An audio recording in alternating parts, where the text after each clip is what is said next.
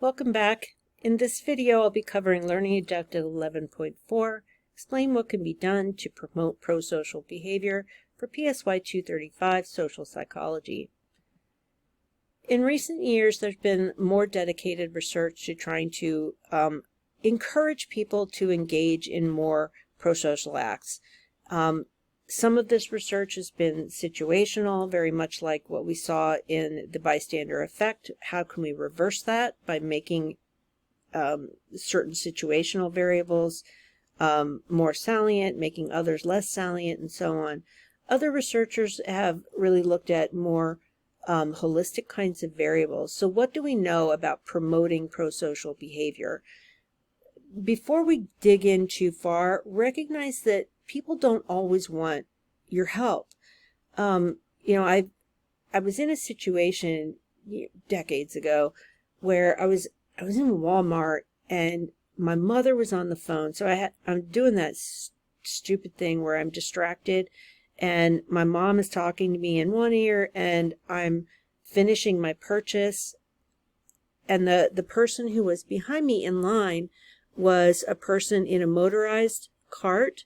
And I simply turned to them, although my attention was not fully on them, and said, "Can I unload your cart for you?" And they looked at me and they got kind of irritated and they were like, "No." And, I think it matters. You should never assume that other people want your assistance. There are emergencies where, they can't tell you that they don't want your help, but sometimes people don't. They may feel embarrassed. They may feel hurt or resentful when you force help on people who don't want it. So, keep that in mind. Receiving help can make people feel like failures. It can make them feel dependent. So the way you deliver help is something that you need to consider. Always make it the person's choice. Don't infer that they're incompetent. That was the mistake that I made in that Walmart that day when I just assumed that this person would appreciate me helping them with their cart.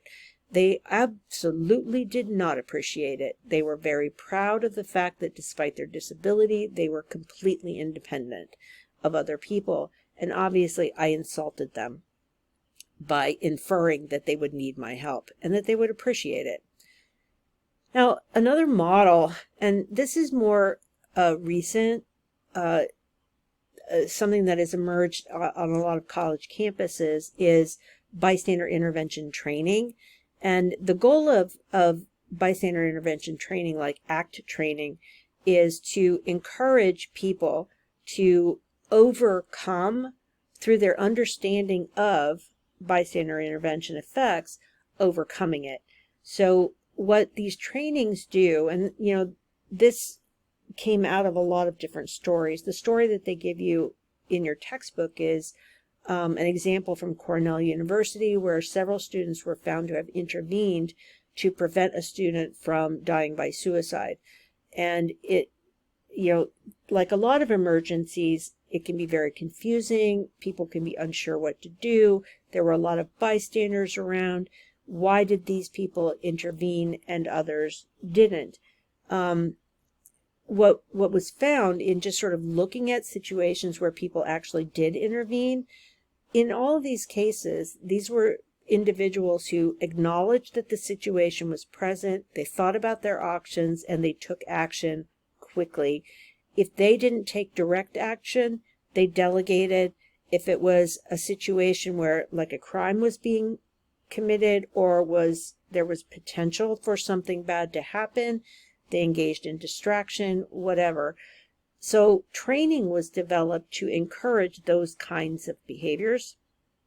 And what's been found with these programs is that when people are trained, and ACT training is only one of these, if they are trained to be aware of the barriers to helping, so if they're just simply given instruction on bystander intervention, they become significantly more likely to help in emergencies or to help people in situations that are very common, like on a college campus.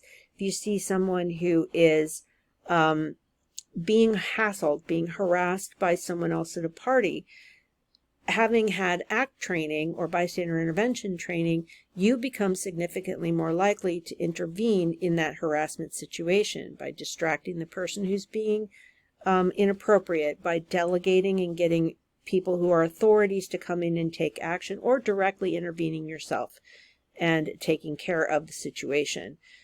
What can be really important is reminding yourself that you know how the bystander effect works.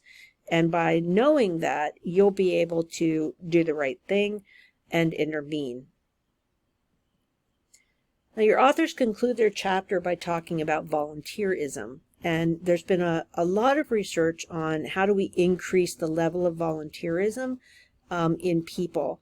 And what's been found is that you can encourage people to volunteer while encouraging them to feel that it is completely their choice to do so. So what doesn't work? Guilt doesn't work. Shame doesn't work. Those sort of really high negative types of emotions do not convince people to become active, committed volunteers. The best volunteers are the volunteers who say, I have skills, I have abilities, I have time, I'm going to give it to you. And so if you are recruiting volunteers, the strategy that often works best is to give people the liberty to make decisions that tailor their volunteerism so that they feel comfortable with it. That freedom of choice is very important. Also, if you can make sure that being a volunteer increases people's feelings of general good and well-being, their intentions to volunteer again go up. If you create a volunteer situation that is very punishing, that's super physically hard, or where the environment is critical and hostile, people are just going to leave. So it's important to make volunteering rewarding to people. Make it so that it feels validating and encouraging, and it kind of feeds those people's needs to feel good about themselves. Some research has shown that when schools and businesses actually require community service or volunteerism, it's a delicate balancing act.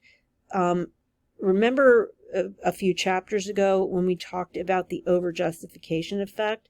If people are forced to do volunteer work, they may do the bare minimum, and they will not see themselves as being intrinsically motivated to perform those acts of service. If, however, people see their choices to serve as being at least in part voluntary, and they are given a fair amount of choice as to how to serve, then their emotional reaction to volunteering, their motivation, their intrinsic desire to do so can actually go up. So if these programs where you force people, you make a requirement that they do service, actually tend to backfire. So what you have to do, if you want to encourage high degrees of volunteerism, you have to make it less of an external requirement and more of an internal choice. And then validate those choices by feeding the need for people to feel good about what they're doing. And that concludes my coverage of Chapter 11.